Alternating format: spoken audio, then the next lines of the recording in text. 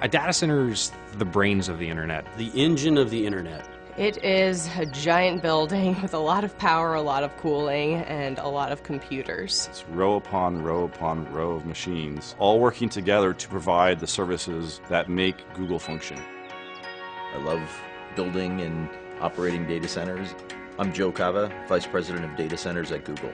I'm responsible for managing the teams globally that design, build, and operate Google's data centers. We're also responsible for the environmental health and safety, sustainability, and carbon offsets for our data centers. This data center here in South Carolina is one node in a larger network of data centers all over the world. Of all the employees at Google, a very, very small percentage of those employees are authorized to even enter a data center campus. The men and women that run these data centers and keep them up 24 hours a day, 7 days a week, they are incredibly passionate about what they're doing. In layman's terms, what do I do here? I typically refer to myself as the herder of cats. And I'm an engineer, hardware site operations manager. We keep the lights on. And we enjoy doing it. And they work very hard. So we like to provide them a fun environment where they can also play hard as well. We just went past the 3 million man-hour mark for zero lost time incidents. 3 million man-hours is a really long time, and with the number of people that we have on site, that is an amazing accomplishment. I think the Google data centers really can offer a level of security that almost no other company can match. We have an information security team that is truly second to none. You have the expression, they wrote the book on that. Well, there are many of our information security team members that have really written the books on best practices in information security. Protecting the security and the privacy of our users' information is our foremost design criteria. We use various layers of higher level security the closer into the center of the campus you get. So just to enter this campus, my badge had to be on a pre-authorized access list. Then to come into the building, that was another level of security. To get into the secure corridor, which leads to the data center, that's a higher level of security. And the data center and the networking rooms are the highest level of security.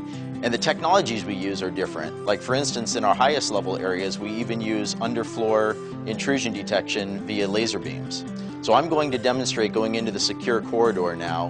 One, I have to be on the authorized list with my badge. And then two, I use a biometric iris scanner to verify that it truly is me. Okay, here we are on the data center floor. The first thing that I notice is that it's a little warm in here. It's about 80 degrees Fahrenheit. Google runs our data centers warmer than most because it helps with the efficiency.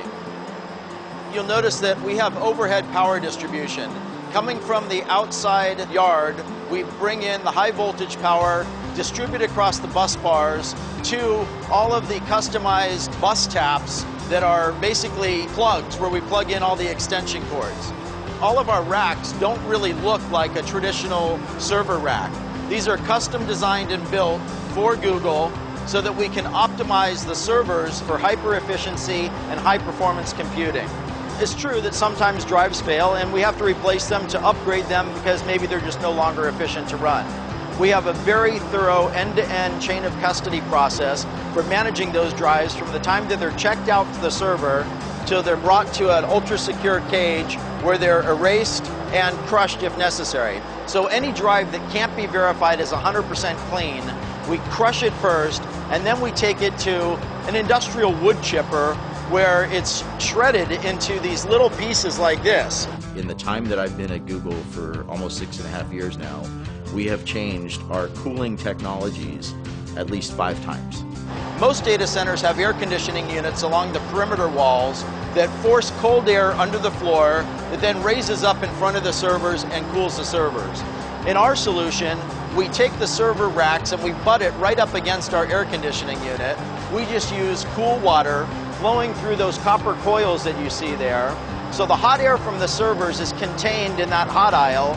It raises up, passes across those coils, where the heat from the air transfers to the water in those coils, and then that warm water is then brought outside the data center to our cooling plant, where it is cooled down through our cooling towers and returned back to the data center, and that process just repeats over and over again. To me, the thing that amazes me about Google in the data centers is the pace of innovation and always challenging the way we're doing things.